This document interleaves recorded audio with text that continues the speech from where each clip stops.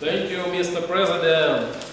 While I was sitting over there, I recognized that this is a very good place for the public speaking meeting because the space is huge and you need to be really loud to be heard in the audience. So my suggestion for anybody who will be here on the stage today, please work on that voice as well.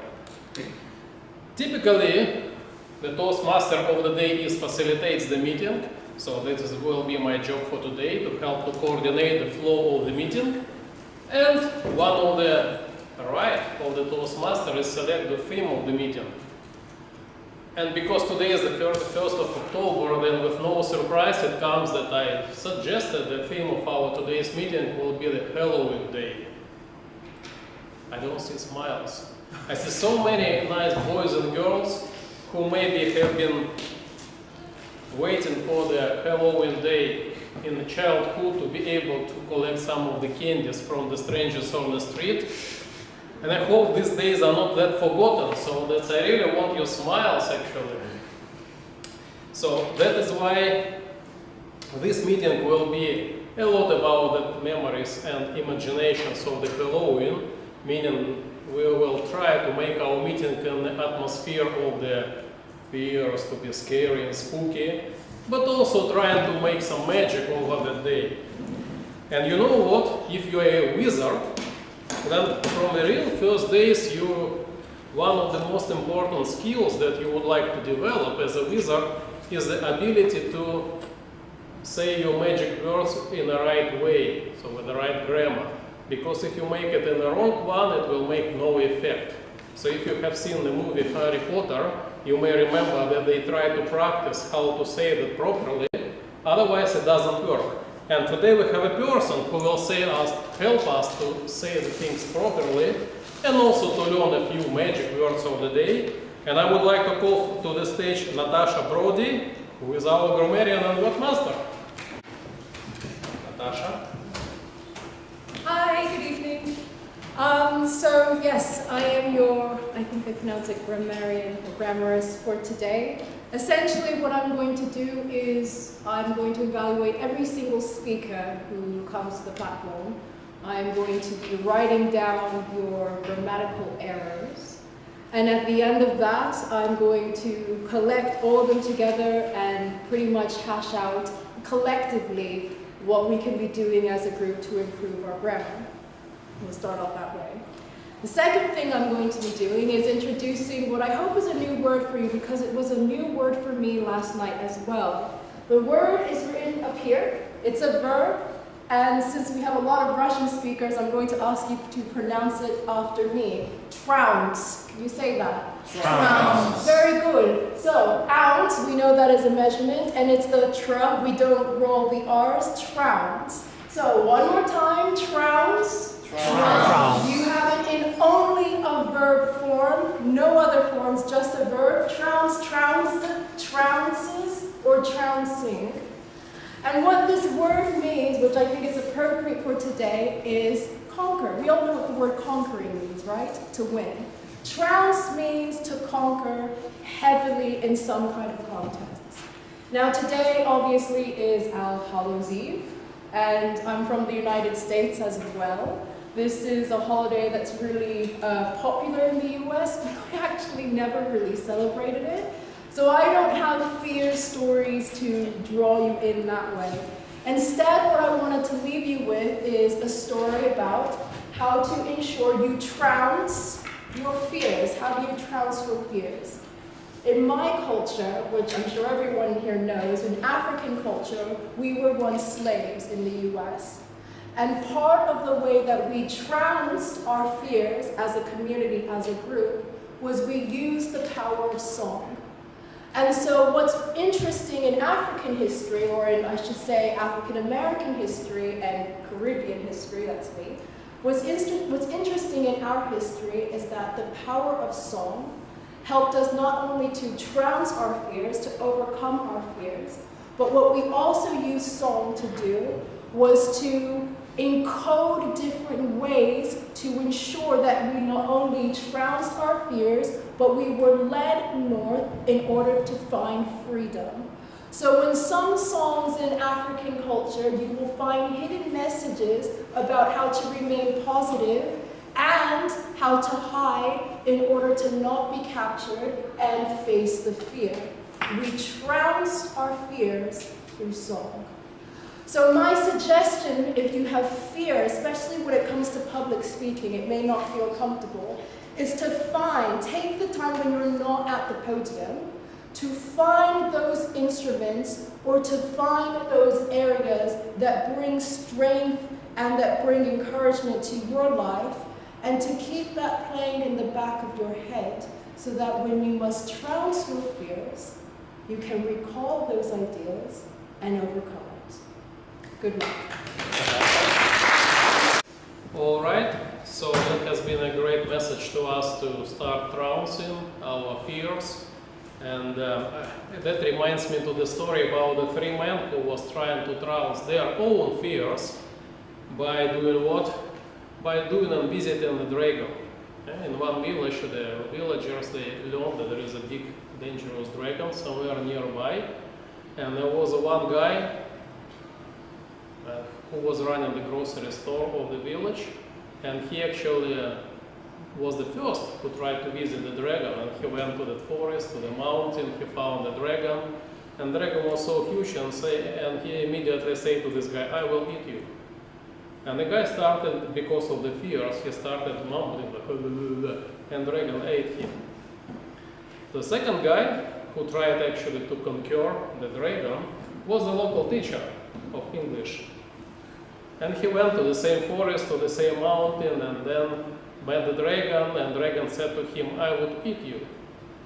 And the guy, because of the fears, he was like a mumbling, and the dragon ate him. And the third guy, he was the member of a local Toastbusters club. And this gentleman, he came to visit the dragon, and the dragon said to him that, "I would eat you." And the guy was clearly saying, "No, please don't eat me." And the dragon was saying, "Okay, if you don't want, I will not." So that means that, dear Toastmasters, it's so important to be clear in what we say. And today we have a person who will help us to watch clearance of our words on that stage. And I would like to call Vadim Mikrin, who will be our counter for tonight. Toastmaster. So, my role for today is pretty straightforward. I will listen to all of you speaking, and actually I have already started, and I will notice some of the unnecessary sounds and words which should probably not be pronounced in the speech. Sounds like I have just made, okay, so some unnecessary other sounds. Okay, this one I will skip. And in the end, I will count them all and announce the winner of today's meeting in terms of clean speaking, the person who used these sounds lesser than everybody else. And also I will name some of the people, one man who produced a lot of these sounds, so maybe he will notice this and try to lessen this amount in his future speeches. Us, because we all want to trounce the dragon if they will have a chance to do so. And just to draw your attention that Vladimir is not Karina. Karina unfortunately is sick today, so Vladimir has kindly agreed to be our hot replacement for that role. And speaking about the fears and the untypical situation that happens, I am sure that most of you knows who is Kutuzov. And Kutuzov is one of the commanders from the first war in the 19th century. And you may know that he has one eye damage, that's why he was like a one-eyed person, right? And so everybody knows that. But not everybody knows why and in what settings he lost his second eye. And I will not tell the long story because I am Toastmaster and not a storyteller today. The short story that Kutuzov was given 2 long speeches and audience did not like that much. So that led for him to lose one eye during his public speaking one day.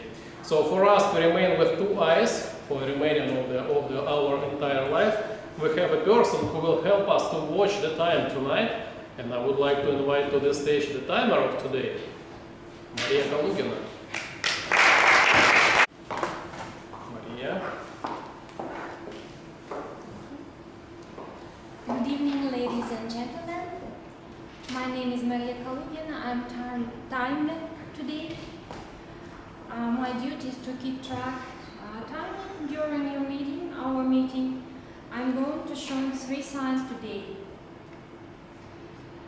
I will show green light when 1 minute left. A yellow sign comes when it's 36 seconds left, and finally red sign is for the 3 when time is up. It means that you need to stop talking or quit your idea with a few sentences.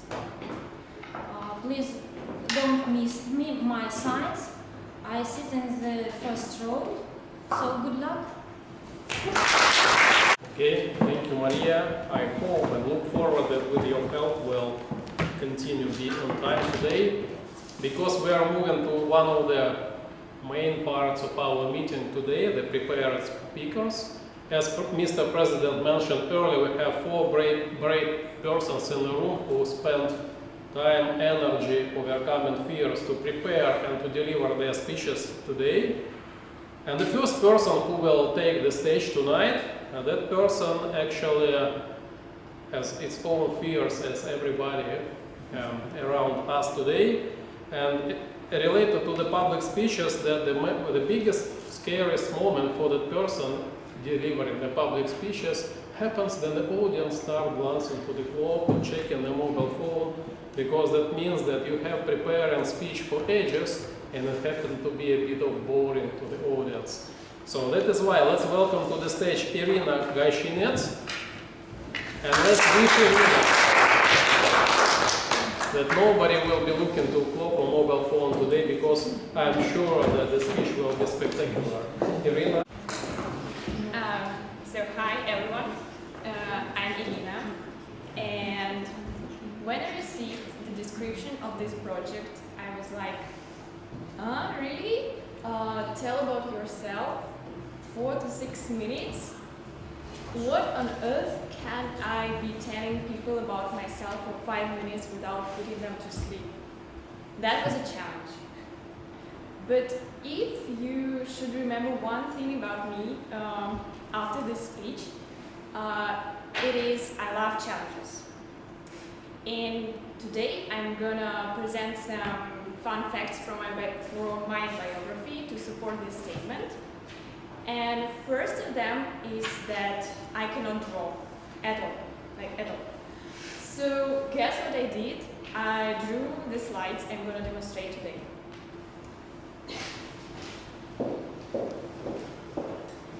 So, the first challenge in my life, I met just the second I was born.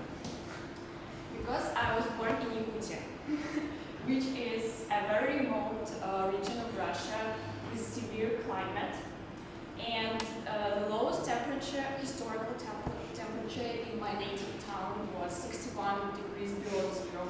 So it's a challenge to survive there, yeah. Another challenging moment of my life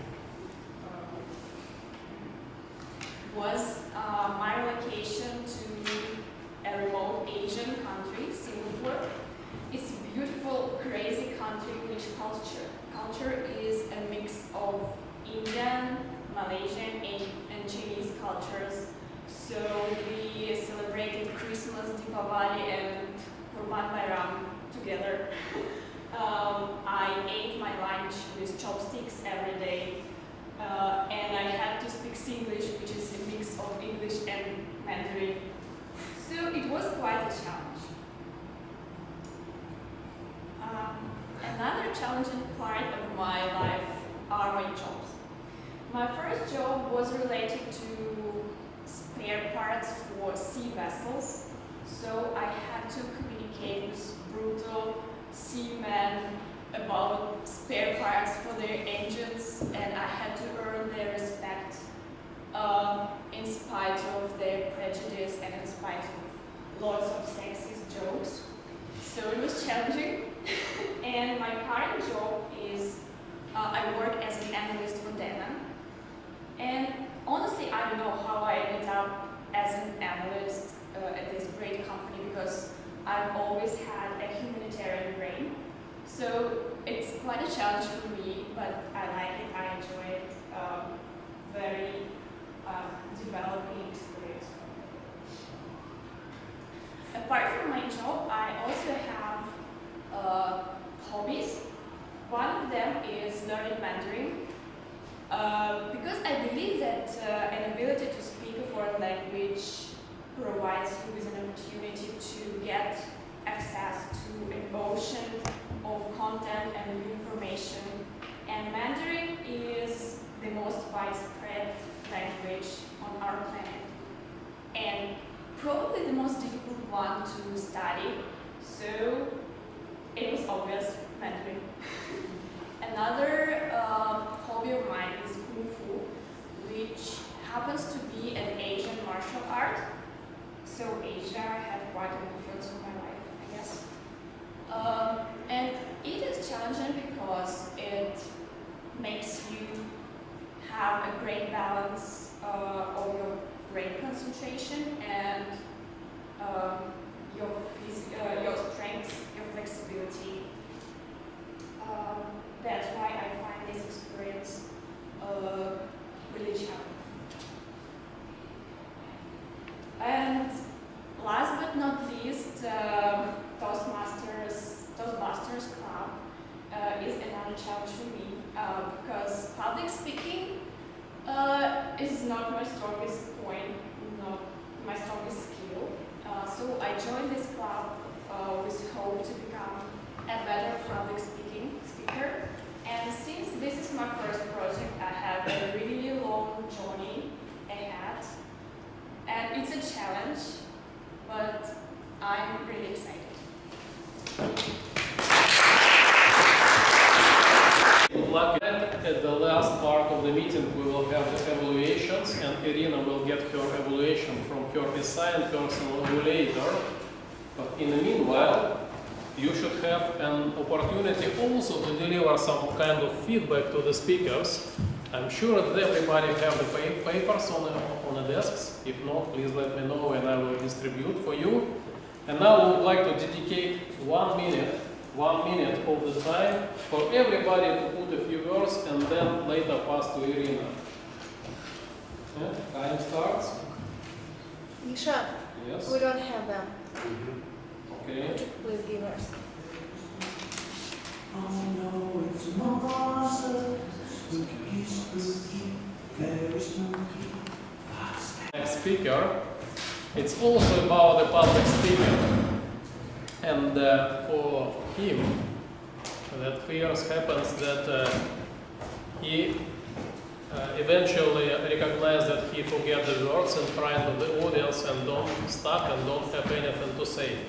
That happened to our speaker already sometime back in his life when he was doing some Shakespeare performance, I guess, and still it happens with Evgenii. Evgenii to the stage and help him to his skills with his project.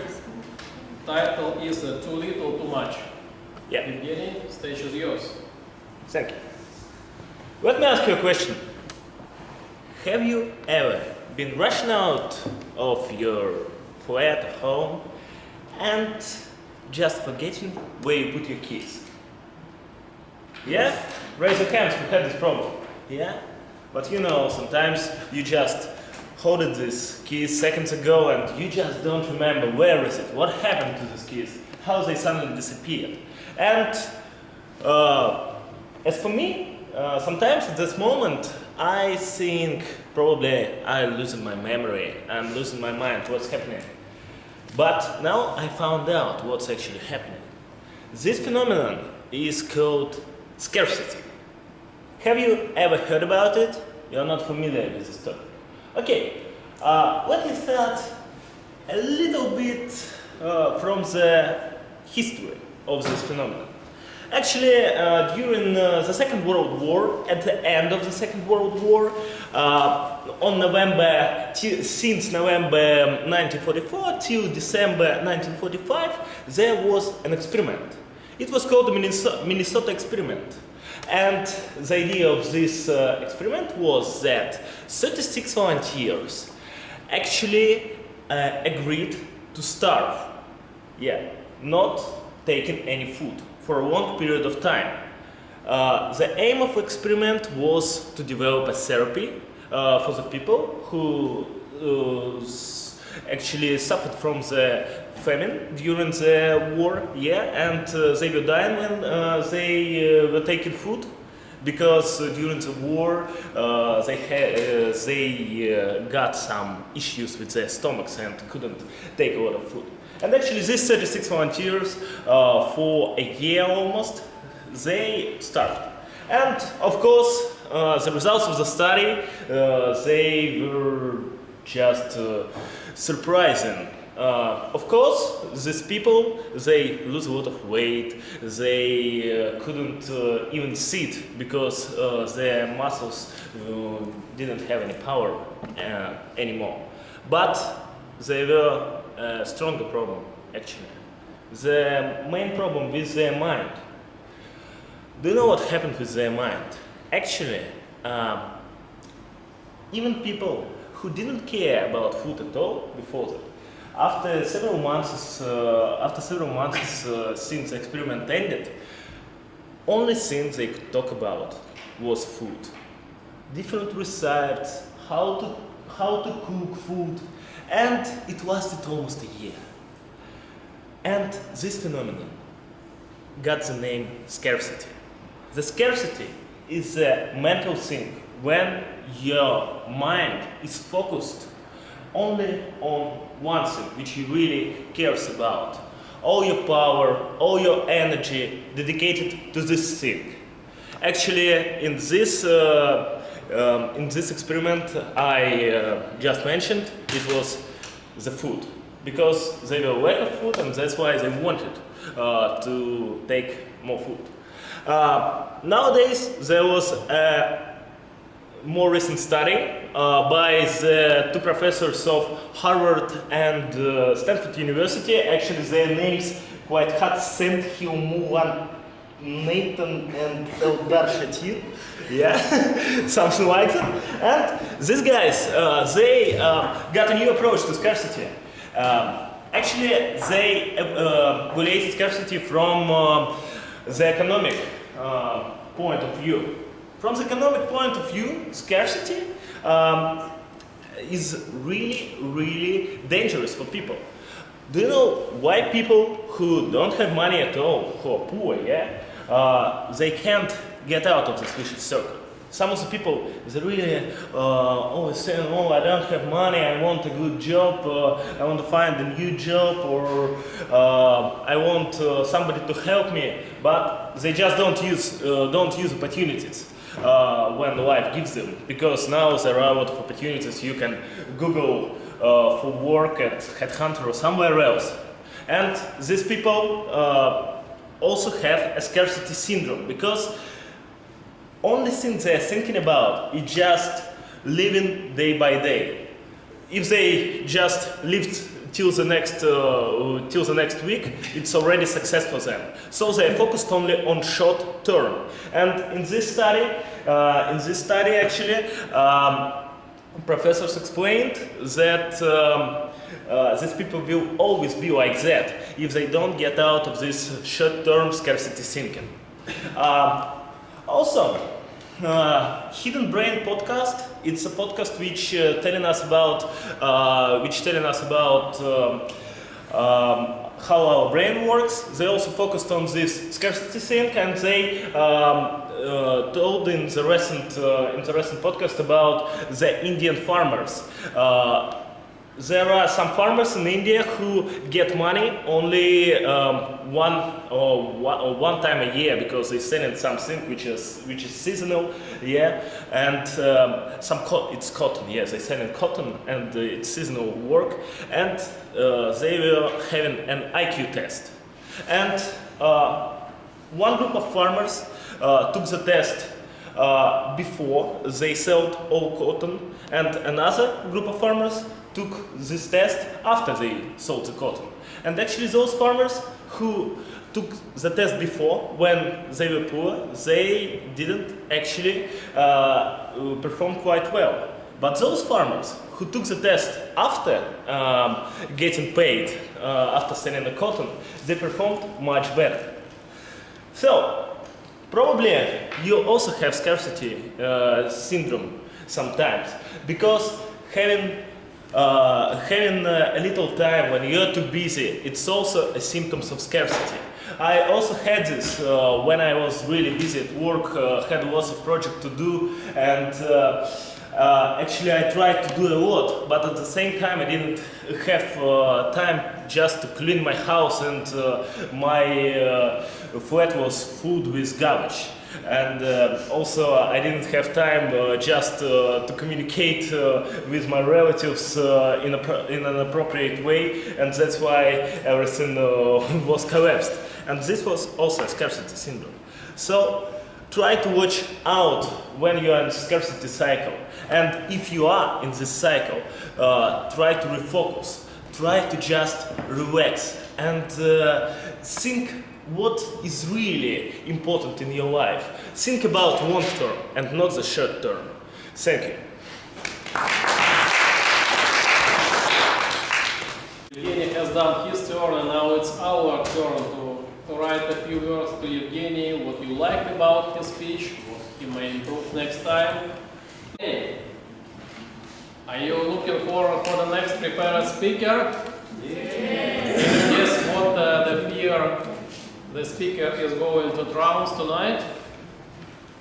One of the biggest fear of our next speaker is the eye contact with you. So please be friendly and help me to welcome to the stage Ekaterina Kalugina with her project Let's Leave Social Networks and Look Around. Ekaterina.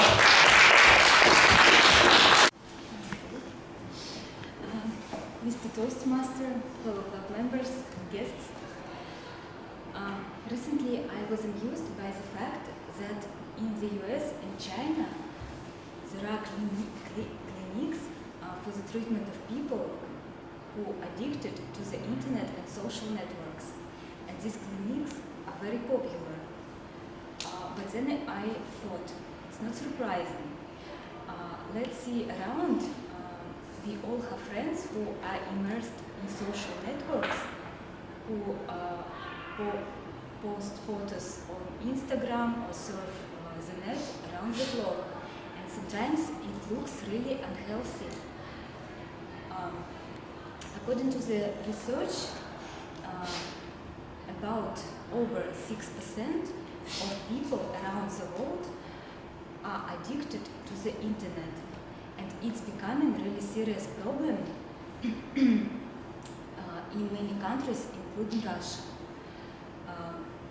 In order to explain, and maybe I am internet addicted too, in order to explain what internet addiction is, I want you to speak about American researchers. They research internet addiction disorder, and they determines internet addiction disorder as a compulsive need to use the internet that can interfere our everyday life and cause to social problems and has withdrawal symptoms. It's interesting that internet addiction hasn't been recognized as a mental illness. But why? It can be hazardous for us. Firstly, internet addiction kills our main resources, energy and time. Do you remember a time when you went to the internet, just drop somebody a line and leave just in an hour? Also, internet overuse distract our attention and leads to procrastination. Social networks cluster up our brain with extra information, and it's difficult to concentrate on something really important. And finally, internet overuse can harm our brain and nervous system. It is proven by Chinese scientists and American scientists. It is a fact. It is very easy to calculate how much time you spend daily on social network and on the internet by using special mobile applications on your mobile phone. But how to check if you are addicted to the internet? American scientists developed some tests and criteria in order to understand, in order to detect internet addiction disorder. And if you have at least 5 of these symptoms, these criteria, you may be internet addict. So let's check. If you overuse the internet, and you need increased time spent online in order to get the same amount of satisfaction, then if you have withdrawal symptoms such as depression, anger, or irritation when internet is limited, then when internet overuse leads to negative effects in your work or in your family, then if you use internet longer than you expected, or if you are lying to others about the time you spend on the internet or social networks, or if you stop enjoying real life or events of your real life, then you may be internet addict. To be honest, I have found some of these symptoms in myself. So what can we do with this problem? How to avoid internet addiction disorder? In order to avoid it, I suggest you just try to following things. Firstly, try not to use the internet while you're on vacation. It is difficult, but just try it. Now there are a lot of camps and digital detox camps and hotels where people don't use internet at all. Recently, I went on vacation with my family and I decided to take a break from the internet, and to be honest, it was one of my best vacation ever, because I improved relationship with my family. We communicate a lot instead of surfing the net, and it was great experience. Secondly, try to arrange offline days where you will not use the internet at all. You can just clean the house, read the books, communicate with your friends, cycling or something, do anything, just not use the internet and social networks. And finally, try not to use the internet during your working day. There are a lot of mobile applications.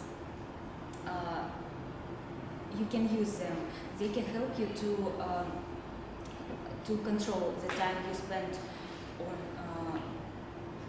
the internet, on social networks, and they can help you to stick in your working schedule all the day. I like, for example, I like mobile application Forest. When I start to do the big task, I just note the time and plant a seed on this mobile application. And if I'm not distracted during this time, my seed will grow. And if I'm distracted, my seed dies. In conclusion, I want you to look around. I want you to be stream of life, not in the stream of likes, messages, and photos on social networks, because real life is truly wonderful. Thank you. Recognized from the Ekaterina speech that we all can practice that skill to be away from the internet while we are here on a Toastbusters meeting. So instead of chatting on WhatsApp or whatever else, let's guess what are the fears of our next speaker. And the biggest fear of the next speaker is to forget the speech. So in a few minutes we'll test actually if that happens or not. That is why I welcome in our last speaker, prepared speaker of tonight, Ermek Toktogulov, to the stage with his project Doing It News. I think the scariest thing in our life is news. According to research results, the ratio of bad news to good ones is 17:1. We have biological need to adequately evaluate the environment, what has been changed, where to run. The more you know, the higher chances to survive. Media companies use this and feed us with news on criminal accidents. The problem with this is that you do not need to monitor news in order to survive. People follow the current news is all about tickling nerves and entertaining. People follow news with a double feeling, being in fear and hoping that some kind of madness will happen. So my point is you should stop reading and watching news at all, totally. Firstly, news does not expand your knowledge horizon and erudition. The brain reacts too strongly to scandalous, shocking personal stimuli and too weakly to complex information that demands reflection. That's why we have terrorism and pop stars that are overvalued and chronicle stresses and the problem with the climate change that are undervalued. As a result, everything that is deep, delicate and abstract has been put in the news in the background, although it is this content that is helpful in understanding this world. Books and researches are much more helpful in understanding the world than news. Secondly, people say that you need news to keep up with changes in the modern world to make better decisions. But news forms a distorted picture of the world that has no relation to reality. News is superficial. It does not tell us what caused the situation, the context behind of what has happened. For example, the decline in criminal rates in New York in the 90s was totally attributed to the work of mayor, but there were other stronger reasons behind this, such as decrease in birth rate, changes in demography, decline in the consumption of heavy drugs like crack. Actually, if something important happens, you will know it anyway from other people. And speaking about the importance, for humans it is difficult to highlight the importance level. We'd rather react to novelty than to importance. In truth, I could not remember a single news that over the past year that influenced my behavior or decision. And even worse, I feel news makes me feel helpless because all this stuff is out of my control.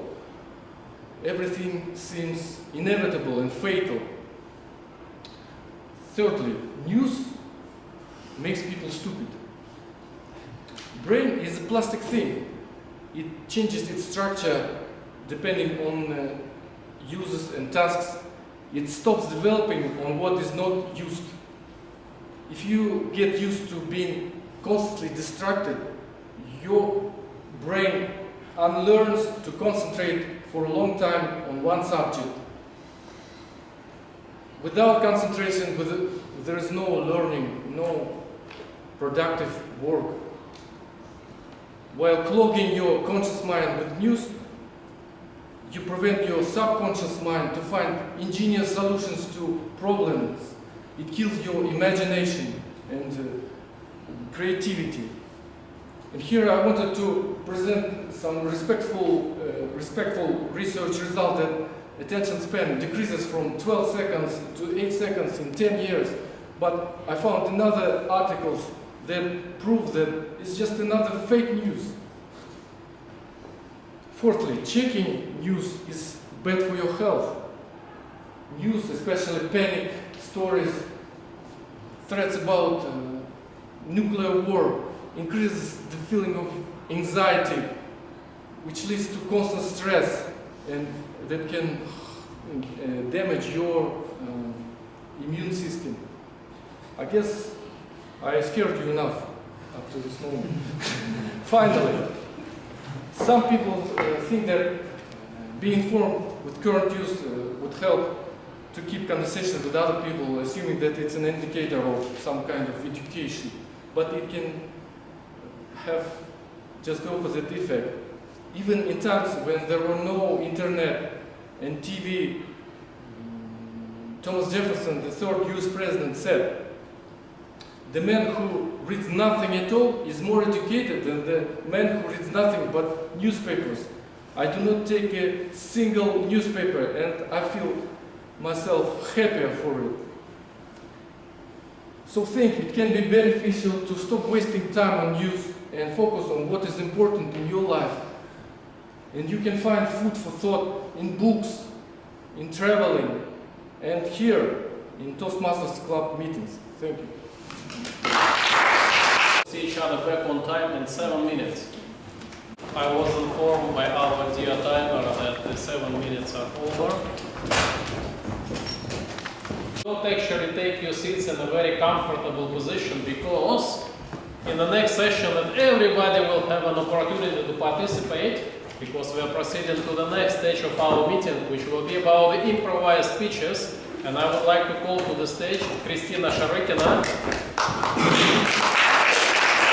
our table topic master of today. Kristina. Thank you, Michael, very much. And first of all, could you please open my presentation? It's already opened. What?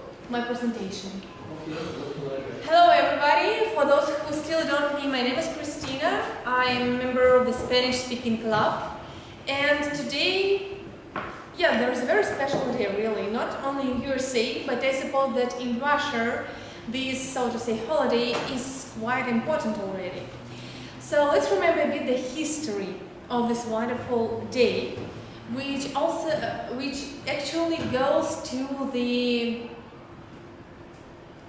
ancient times, to the south of Ireland and Scotland, if I'm not mistaken, and then it came to the United States, when all people were gathering together on the Halloween day, and they were trying to remember the people, some spirits, even some evil spirits.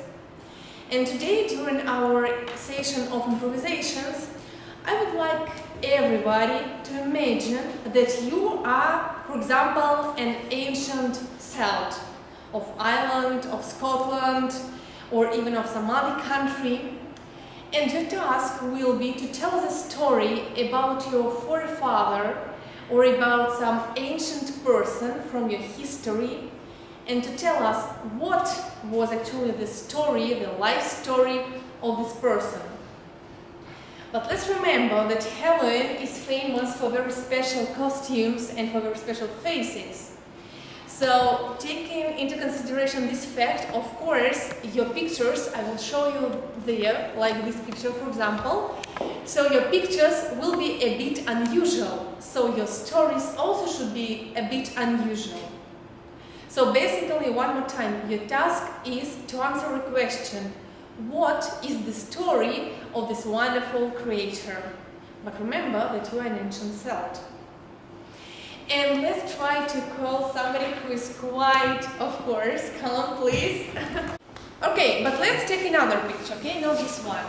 So your creature is, one moment. What is the story of this wonderful forefather, of this wonderful creature? Ladies and gentlemen, this was my babushka. As you can tell, she's a witch. Now, how did she become a witch? It was not by her choice. As a matter of fact, she was addicted to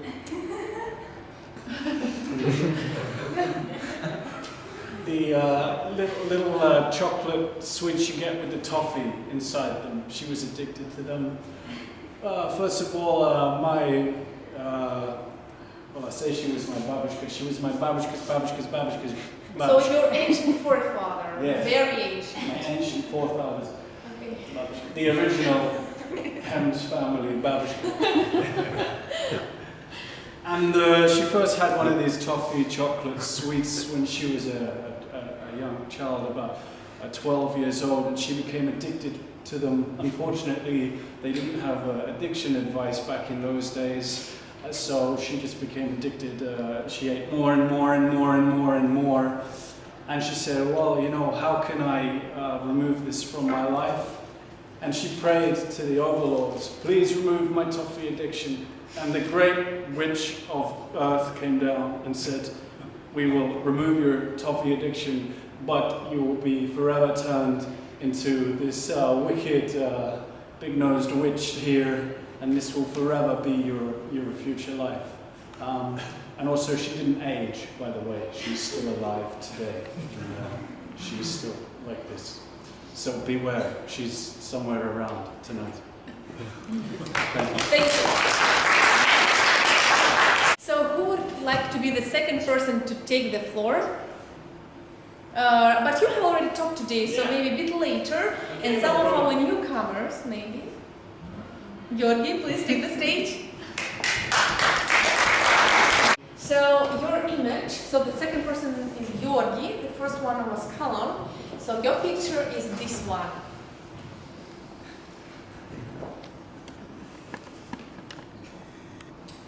So what is the story of this woman? What do you think? Who is she? I would say this is my ancient forefather, you said? And she is a druid, I would say. Okay. So, she became very powerful druid, and she could breed wild animals, such as, what is it called? It's a tiger? No, it's not. Leopard? Leopard, right? Yeah.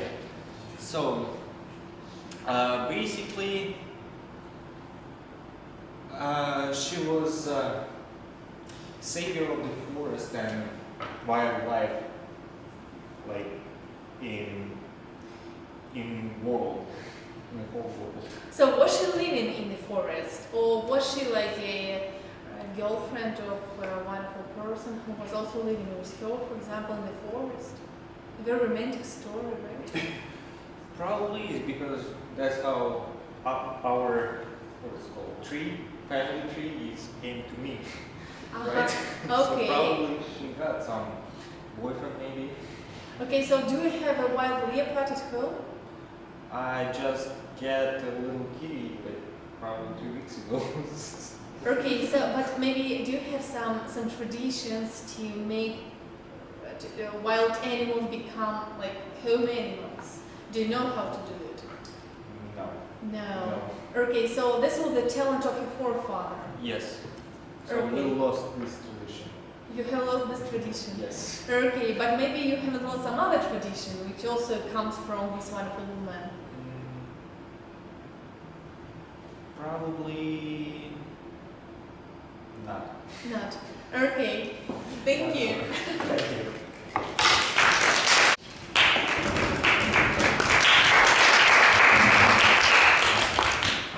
I suppose that we won't have this kind of syndrome right now. I hope so. I do so. So our image is this one. Wow! It's not only my mother and not my grandfather, it's the whole family, actually, my whole grand family. Yeah, I remember them. Actually, I remember them only because of some family albums.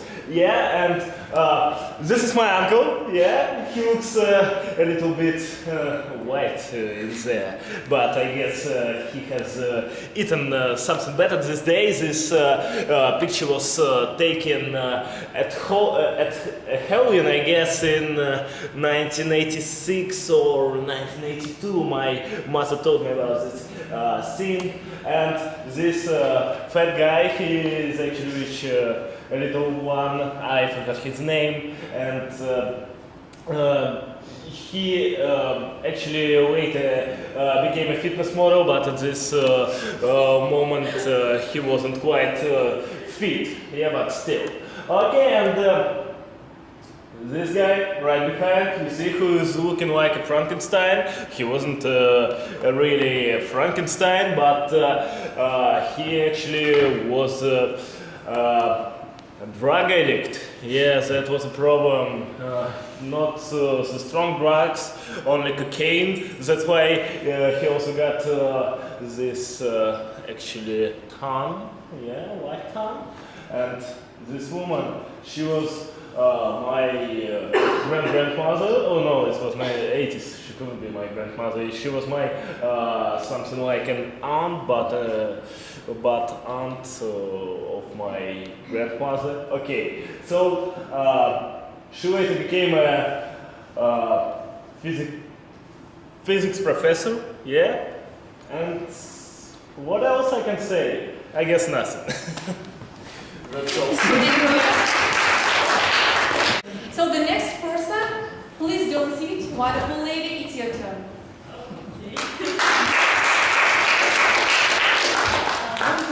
Lena, so your picture will be this one. Oh God. I'm not sure if it's your forefather, but still. You know, I think it's a pet of my auntie. It was not very friendly to all of the people. It's, you know, he's a little bit afraid of publicity. And usually he's very shy, actually. But if you will just ask him and be kind to him, normally, like a cat. My auntie was quite extraordinary woman. So she probably had this extraordinary pet. I never saw him, but I usually hear him. He's somewhere, right? Somewhere, yes. And why does he have a pumpkin? Is it his toy? Yeah, it's from hobby. Okay. Is it a Halloween toy or is his like everyday toy? Well, I told you my auntie was quite extraordinary woman, so she usually buy to him some toys, and probably this picture was made in Halloween, I guess. That's it. Thank you a lot, Lina. Guys, are you so tired after your working day? Okay, then I will pick somebody, or maybe Mr. President.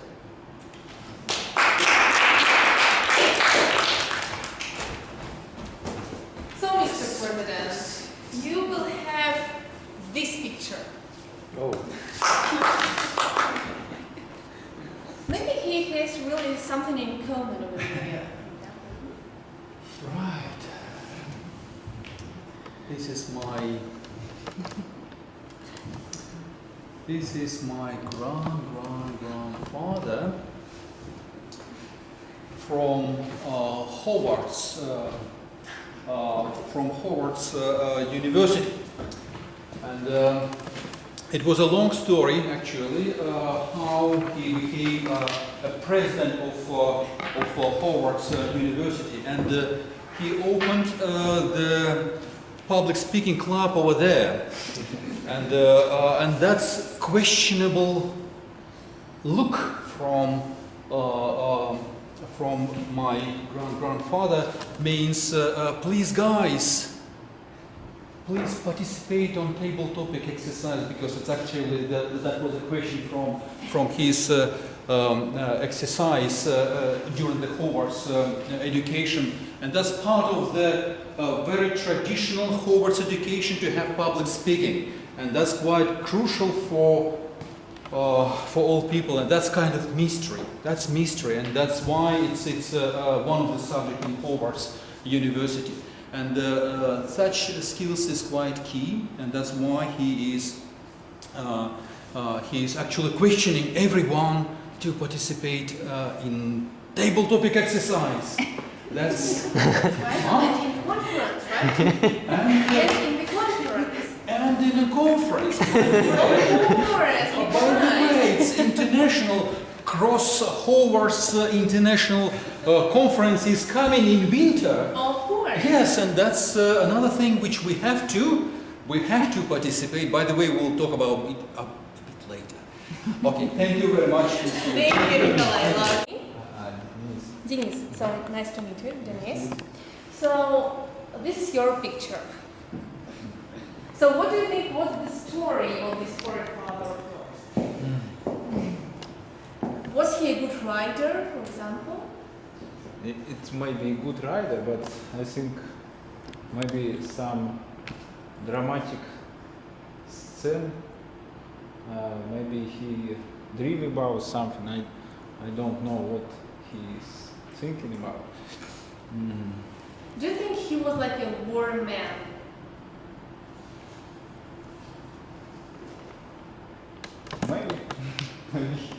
Maybe he's a war man, not from the Second War. I think maybe middle years. How to Middle say? Agers. Middle Ages, yes. Okay, and where is he from? What do you think? From Hogwarts too, I think. From Hogwarts? Okay. Maybe he trying to find his princess.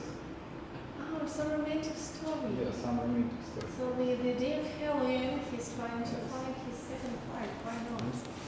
Okay. Thank you.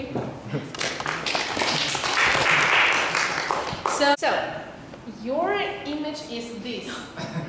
I think it's the best image for a woman. So I guess this is my brother. I recognize him, though he lives in the suburbs of Moscow still. So it's it's rather far from my place. So we see each other very seldom. But he looks like him. Yes, that's it. Okay.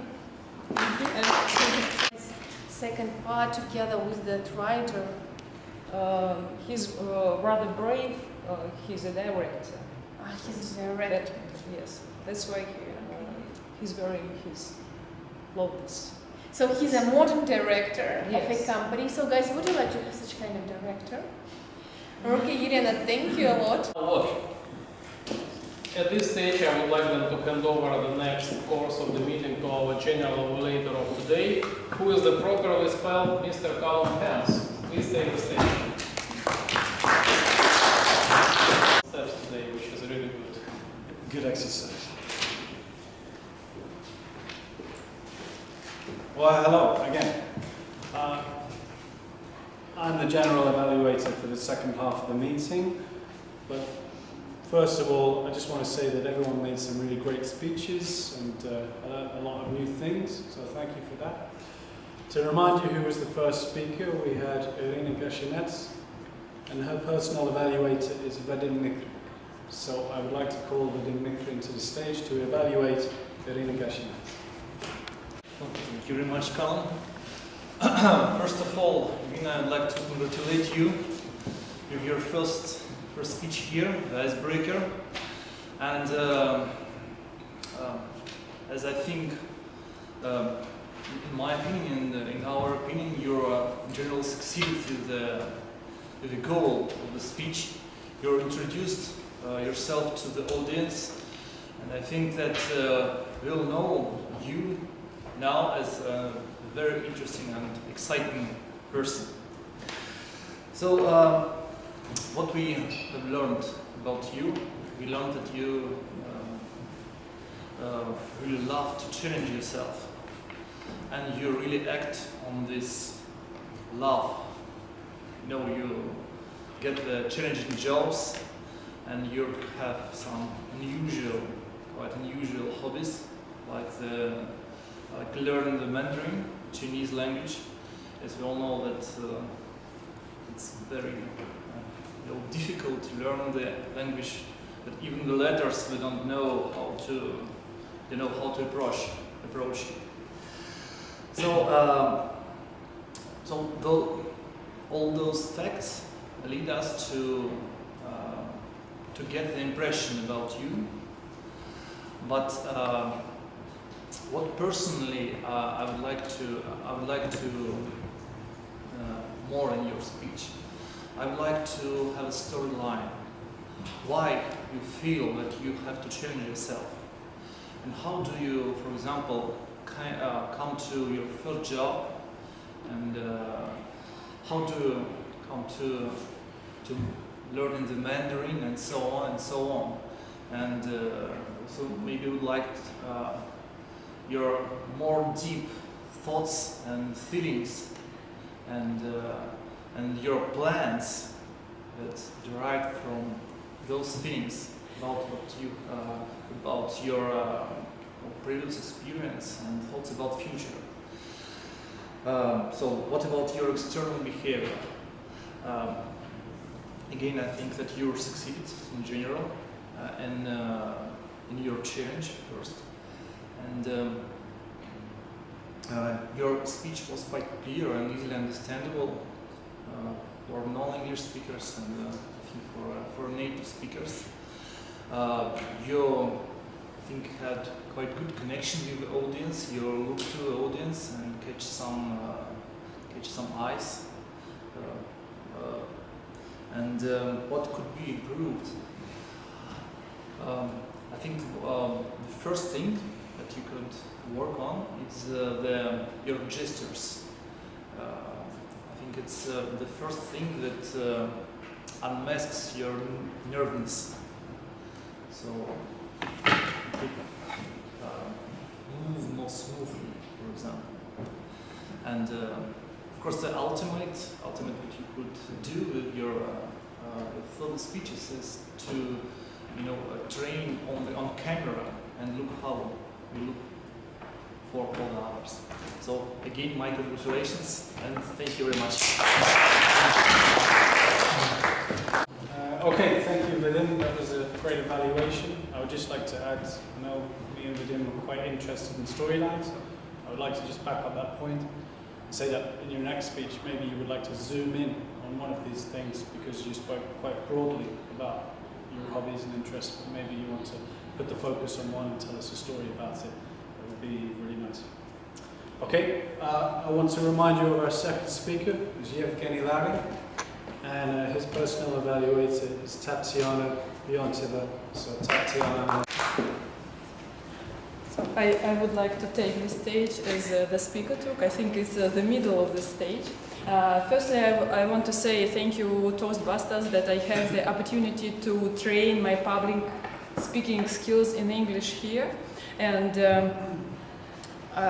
yes, and I would, and also to practice giving the feedback.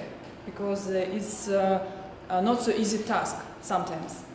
I would not tell some evaluation story. I would like to point some points that I liked in your speech, Evgeny, and 2 points that I would like to recommend you to improve next time.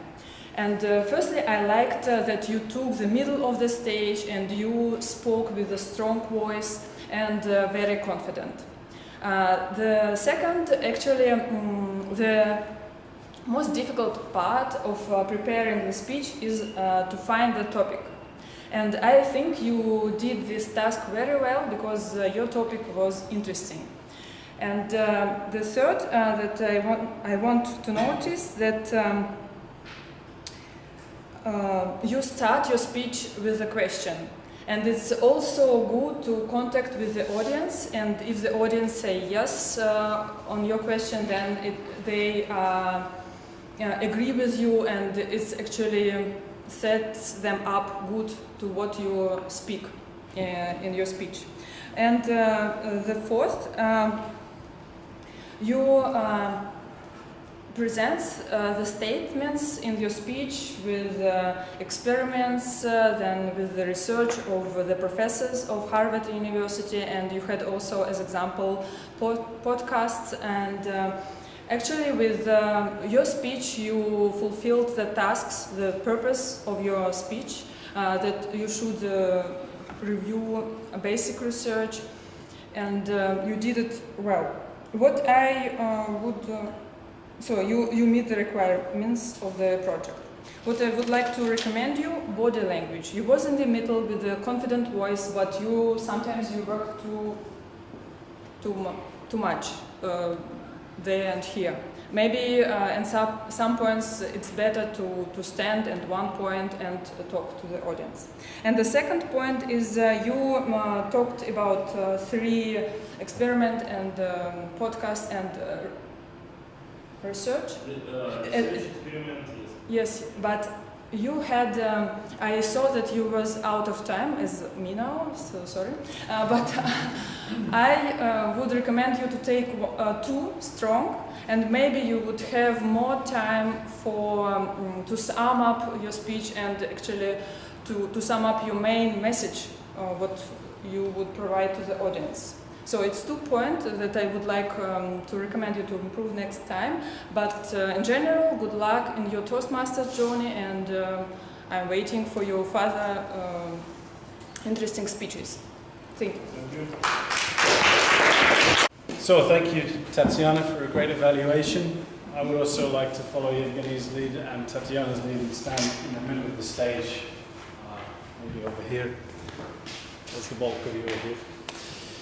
I would like to just add something. You started off with a really good opener that I thought was fantastic because it was personal and related to all of us about forgetting your keys. Maybe you could come back to that at the end and almost bookend your speech so that you started off where you finished, so that it loops around to the beginning again. And that could have been a really good conclusion. So just a suggestion. Okay, I'd like to remind you of our third speaker. Her name was Ekaterina Kalugina. Where is she? Hello. And her personal evaluator is Nikolay Denisenko. So Nikolay Denisenko, please. Evaluator. Dear Toastmasters, dear Ekaterina. Yeah, thank you for your speech, for very interesting selection of the subject, because it's interesting to see that 2 people, Ermek and yourself, are talking about internet addiction to email, to news, and that's quite important for all of us, I think. I have a teenager, and myself actually, I also have these diseases, and I like the purpose of this project is body language. How do you move? What's your gestures, eye contact? That's the purpose of your subject. What I liked is your smile. It's great tool, smiling. It's very good. Use it more. And in terms of the body language, you used hands. but mainly in the middle. I think it's better to use it more widely, or more freely. In terms of the area where the improvement would be good is to use stage more, because you used only this little spot at the podium, but it's better to use as Calum moved here, and not very much in terms of the movement, but some movement would be good. The other challenge in this room is eye contact, because we have people sitting right in the hand side and in the left hand side, and it's difficult to control everyone within the room in terms of the eye contact. And I saw that's difficult. That's within this room for everyone, but for you, I think it would be good to practice more, because sometimes you try to remember and you looked, what do I remember, and or looked at the bottom. But it's better to get help from people. We have friendly atmosphere, and when you look at people, it's helpful a lot. The other thing is voice. It's not subject of this project, but voice variety is quite important, especially for this room, because at the level where you sit, it's quite difficult to hear if it's not strong enough voice.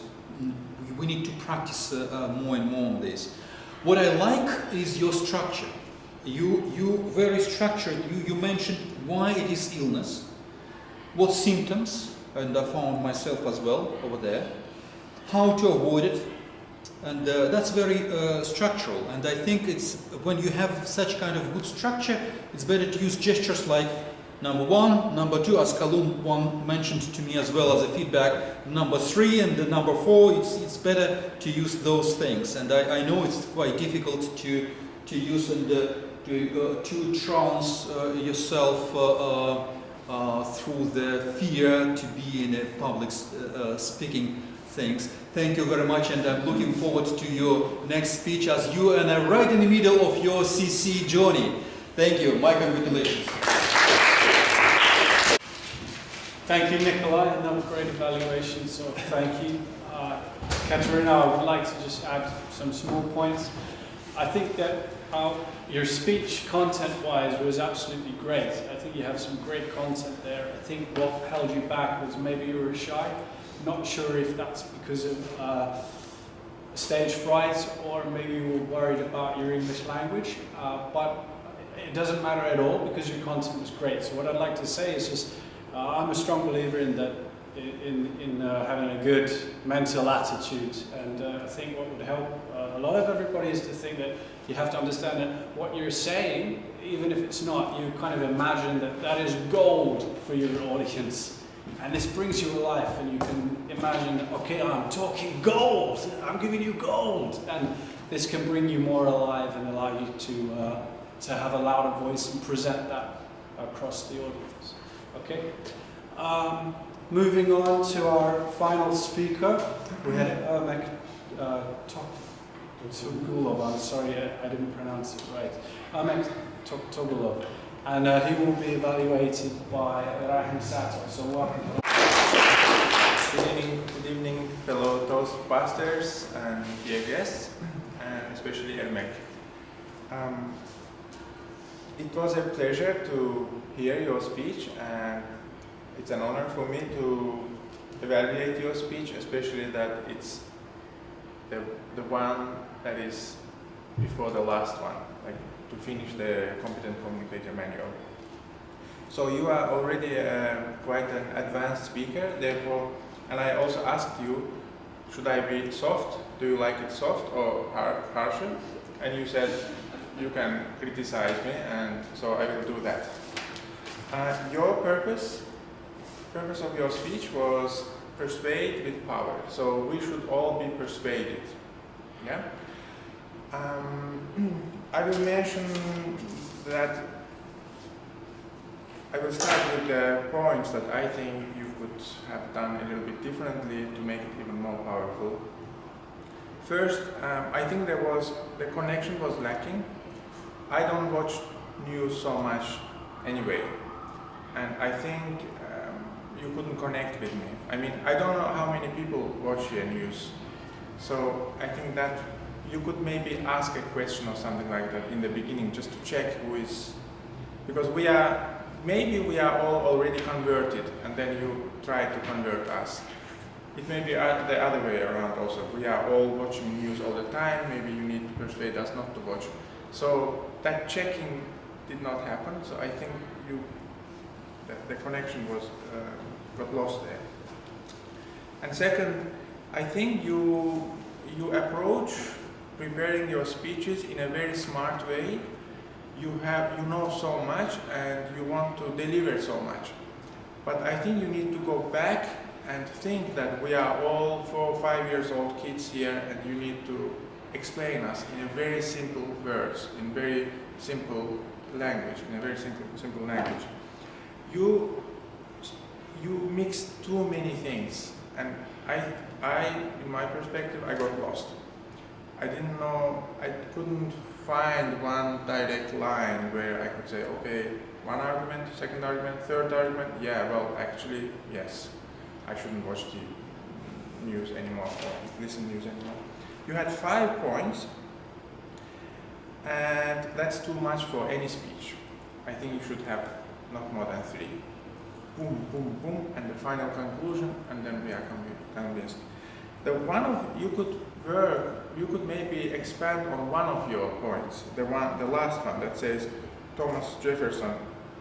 That was actually really interesting. The man who reads nothing at all is better educated than the man who reads nothing else except newsletters. Maybe you could even actually start with that statement and build on that. And then also, yeah, it's red directly. There was no equally green, yellow. And then one general issue was that you spoke on, you argued that news is only bad. But I'm not convinced that news is only bad. I think sometimes it's very important also. Okay, so enough of criticisms. I think that four aspects that are important for you in this speech: knowledge, reputation, sincerity, and delivery. I think you made a great job with I think you are a very sincere person. You have this stage presence of being a really nice, respectful guy. Yeah? Everyone loves you, everyone connects with you from that aspect. But the knowledge, reputation, you didn't provide any evidence to your arguments. Like, you think so, okay, why we should believe you? Is it evidenced? Like, is there any, some kind of source that would bring credibility? So, finally, I think you should practice your speeches with someone. I have an impression that you write your own speech and come and deliver that. I never do that. I always speak at least in front of the mirror, but at least I speak to at least one person. Yeah? You can do it on the phone, even on Skype. Just speak it to someone, because these comments can be already given to you before you come here. Second, I mentioned speak simply, make it really simple. Like New York, too many things. And the final thing is that basically everything is perfect except what I was just mentioning. So good luck, Ermek. I propose that you finish the next project, also text project, and then do like me. I also plan to do like that. I will start the whole CC from the beginning and start with that also. Like, do the CC again from project number 1 all the way. Okay, Rahim, thank you for your evaluation. obviously want to remind you about the times. I know Maria didn't come up with the green and the yellow, so there was a little bit of misunderstanding there, but still the red was up for a very, very long time. But what you said was fantastic. I think you made a lot of great advice to Ermek. I'd like to add one thing, and I think this is relevant for everybody, is that we need to have what in teaching is called concept checking questions. We need to ask the audience. For example, your speech was about news, and I did love your speech because I personally don't watch the news, and I guess that's the same for Rahim. I don't know if it's the same for everybody else, but a great question to ask would be, okay, how many people watch the news here? And out of interest, can you raise your hands if you do watch the news? 3, 4 people out of the whole room. So you're only trying to convince 3 or 4 people not to watch the news. Everybody already doesn't watch it. But maybe you could have emailed, you know, we have a Toastmasters emailing list, so maybe you could have sent a question out, who watches the news, just to get the feel for the topic of your speech before you actually went and wrote it. And maybe that's a good point for everybody. I know certainly I should be doing this as well on some of my speeches. Okay, I want to move on now to the short reports from the Grammarian, the R counter, and the timer.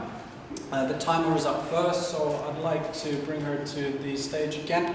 Natash, Broodie, please could you come up and... Grammar, not timer. Sorry, it's my mistake. Grammarian, Natash, please.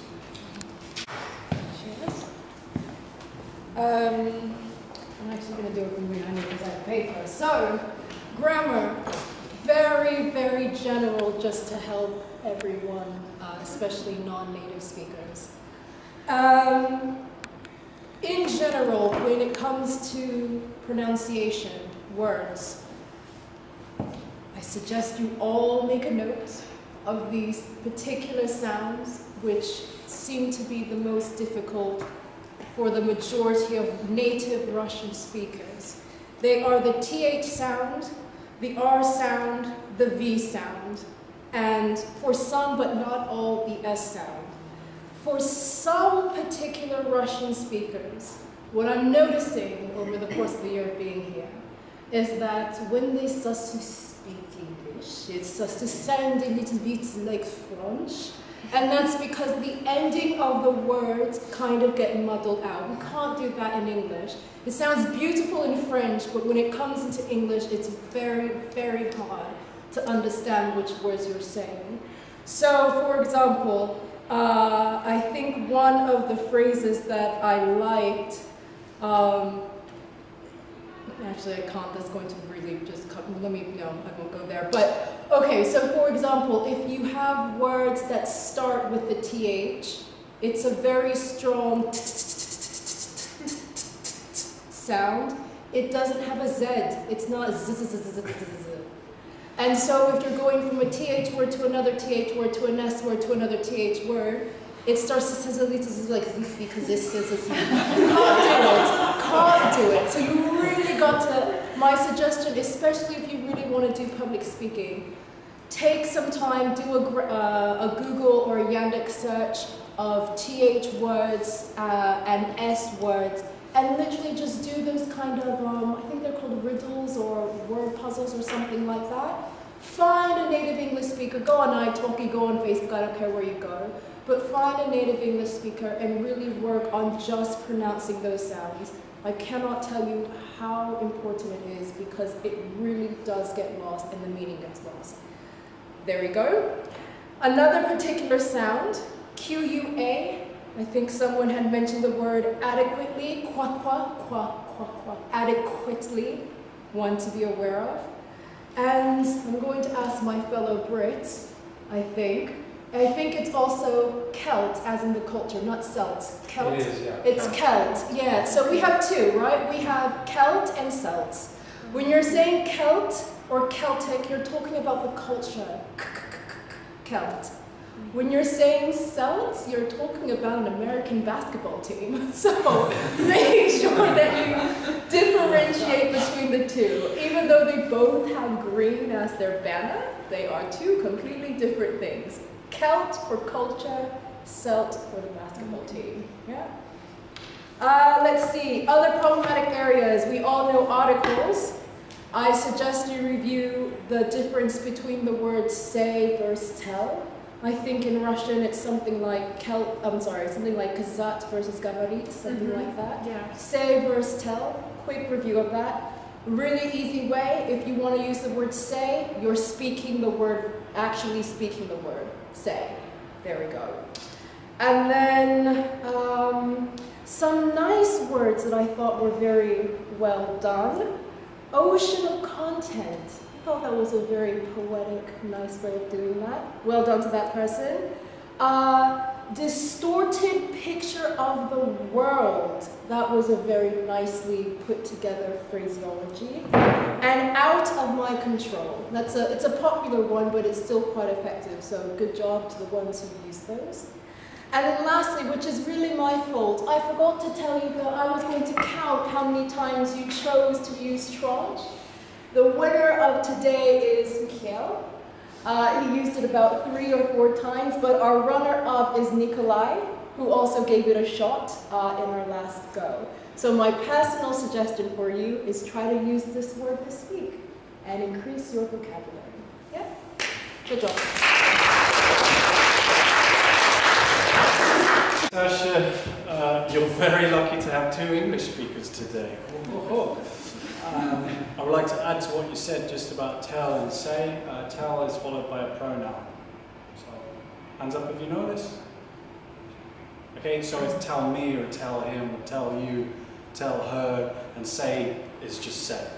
Okay, hopefully that helps. Okay, I would like to move on to our next reporter of the day. It is the R counter. I'm afraid I'm wrong, so sorry, please tell me your name. Vladimir.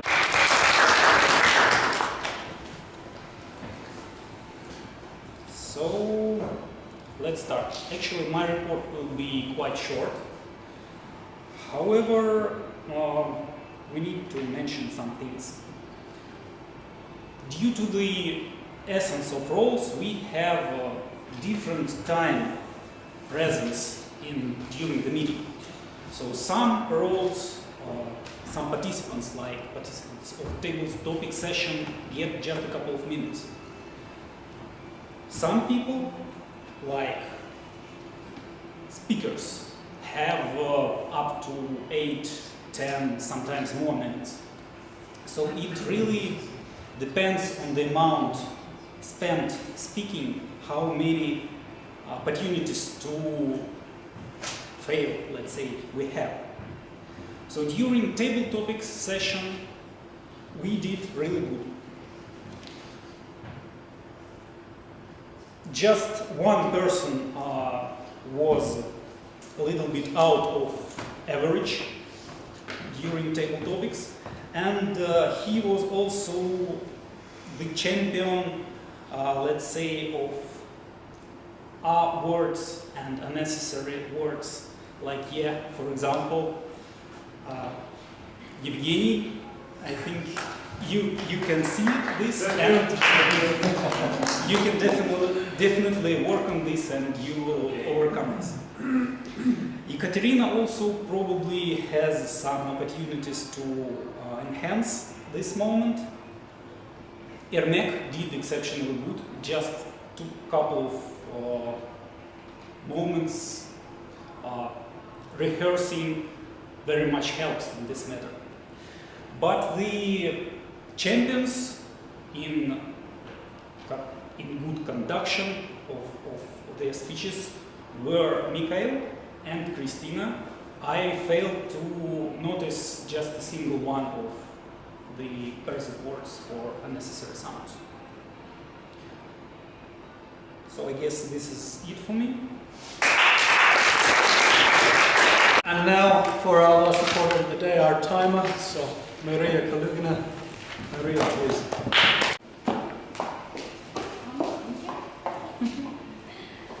I would like to say congratulations, but I can't say so.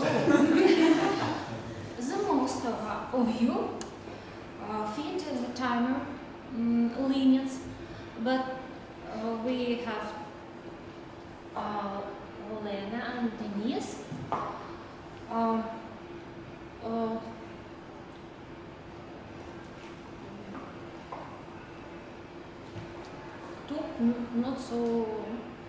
Not enough.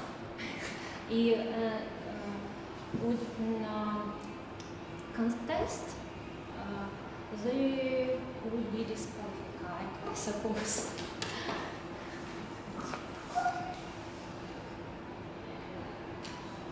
Less than 1 minute.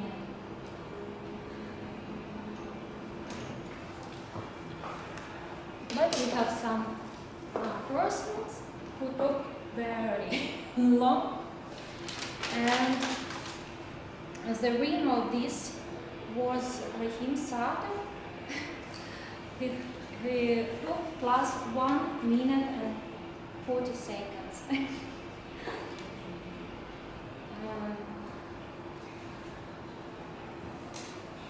Others took not longer than 1 minute, so I suppose it's normal.